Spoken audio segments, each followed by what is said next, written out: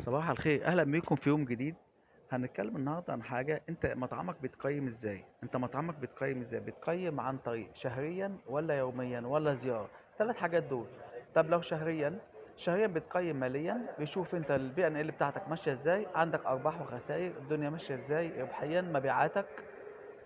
خدميا او خدماتا، يعني عندك كام كومبلين، عندك كومبلينز قد ايه، عندك شكاوى قد ايه، شكاوى سواء بالتليفون او على الميل او على الواتساب او اي تواصل من خلال الشركه.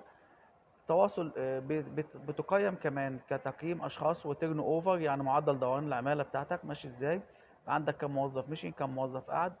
كمان تنميه المهارات، نميت الناس ازاي، نميت الموارد البشريه اللي عندك ازاي، طلعت فين، حد اترقى، حد جاهز للترقيه، وهكذا. وطبعا مبيعاتك اهم حاجه طبعا، دي رقم واحد، مبيعاتك بعت قد ايه، واللي هي البي ان ال بتاعتك زي ما اتكلمنا فيها. بس انا بديك بصفه عامه في فيديو قصير كده، شورت فيديو، بتتقيم ازاي ومبيعاتك ماشيه ازاي، بعت قد ايه، وارباحك ماشيه ازاي، البي ان ال بتاعتك ماشيه ازاي.